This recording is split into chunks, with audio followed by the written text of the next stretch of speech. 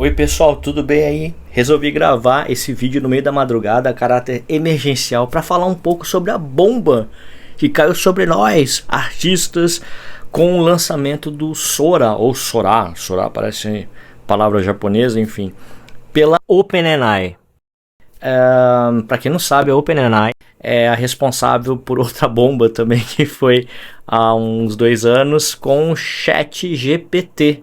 E agora eles estão trazendo através desse Sora a possibilidade de criar vídeos incríveis, impecáveis, com uma resolução absurda, de até 1 minuto, vamos dizer assim, através de linhas de prompt, ou seja, você escreve um texto até simples, né? Porque no Midjourney você tinha que escrever textos assim super complexos para criar uma imagem, mas no caso da Sora, com um prompt simples, você consegue fazer coisas absurdamente incríveis. Aí minha pergunta é: o que será do futuro dos artistas gráficos ou dos criadores de conteúdo, enfim, dos cineastas e das pessoas que trabalham com 3D? Será o fim?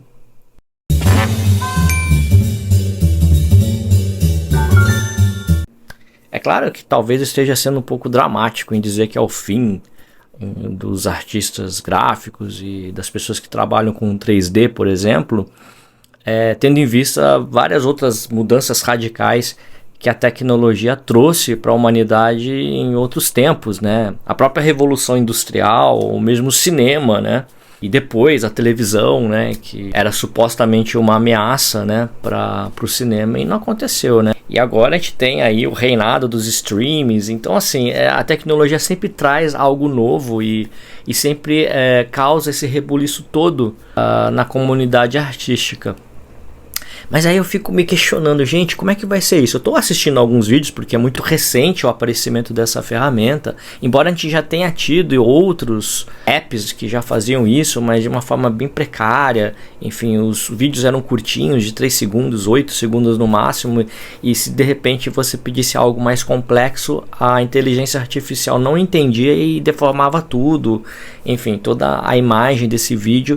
E no caso agora da Sora, você percebe que a coisa foi para um nível assim absurdamente alto, e isso com certeza vai mexer com muita gente, assim como mexeu com os roteiristas de Hollywood contra, enfim, a inteligência artificial, porque os roteiristas se sentiram ameaçados, né?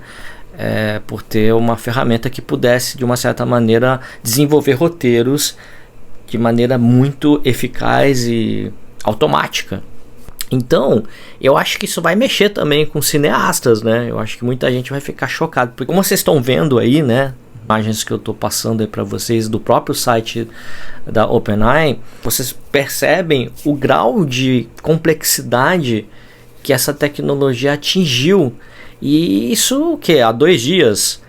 Imagina isso daqui a 1 ano, sei lá, ou meses, né? Nem preciso falar em anos, mas daqui a alguns meses vai ser uma coisa assim completamente inacreditável. Então eu fico me perguntando o que será dos artistas. Bom, eu estava ouvindo um podcast esses dias sobre um artista gráfico falando que é uma tremenda de uma bobagem achar que isso vai tirar, né, o trabalho de muita gente, mesmo porque, se a gente for analisar a grosso modo, né, a arte ainda vai existir, porque tem muita gente que considera o ato de desenhar, o ato de criar, um ritual, né? Você, como artista, você tem os benefícios da criação. Se a gente for analisar bem assim, é a mesma coisa que dizer: então eu não vou parar de comer doce porque eu vou morrer. Eu vou parar de me divertir porque daqui a alguns anos eu não vou estar mais aqui, por que eu vou fazer isso, né? E não é essa a lógica, né? Eu acho que produzir arte é mais do que simplesmente esperar um resultado, mas entender que é um processo, e nesse processo existem muitos benefícios para quem produz e para quem também recebe esse material. Mas, no entanto, eu sei que tempo é dinheiro, né? E muitas pessoas que, por exemplo, não sabem desenhar vão usar dessa ferramenta para produzir seus conteúdos. E os estúdios muito provavelmente vão enxutar a sua equipe de criadores para estar substituindo por uma máquina, né? Enfim. Isso vai diminuir muito o custo de uma produção, por exemplo. E aí eu fico me perguntando, será que em algum momento desse trajeto todo não vai existir aí uma, sei lá, uma lei ou algo que consiga encontrar um equilíbrio, um meio termo, né, para que os artistas também não fiquem completamente ameaçados? Eu fico pensando. Outra coisa que eu fiquei sabendo é que não está aberto ao público o uso do Sora. Então o que acontece? Existe aí uma preocupação até ética, né, para saber se pode ser liberado para o grande público, mesmo porque a gente pode causar um grande rebuliço no mundo, né, com criação de notícias falsas, né, e até mesmo coisas que possam incriminar pessoas, né, através da inteligência artificial, porque é muito, muito, muito perfeito. Então esse é o meu questionamento. Eu tô assim um pouco assustado, mas percebendo que agora é um divisor de águas absurdo, né? A reação que eu tô assistindo das pessoas vendo esses vídeos é muito próximo ao que aconteceu no final do século XIX, eu acho, né? Quando foi exibido a primeira cena, vamos dizer assim, numa tela de cinema, com aquele trem avançando na tela e as pessoas completamente assim, atordoadas, né, assustadas com aquilo, né?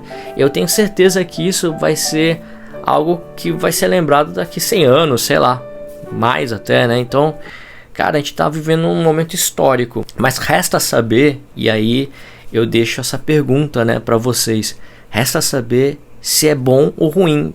Eu acredito que toda tecnologia, quando ela se propõe a facilitar a vida do homem, é boa, mas nesse caso a gente está simplificando ou está de uma certa maneira pulando etapas criativas, né, de pessoas que, poxa, passam anos, né, estudando e se aprimorando para produzir. Então eu fico me perguntando agora, o que será dessas pessoas? Ou então, eu deixo para vocês me responderem, será que eu estou sendo muito radical? Será que eu estou viajando, né? Pode ser um medo infundado, né? Nada disso vai acontecer. Então, fica aí a pergunta. Eu gravei esse vídeo rapidinho, porque eu falei, eu preciso me manifestar sobre isso. E tá aí, joga a peteca para vocês. Até mais. Tchau.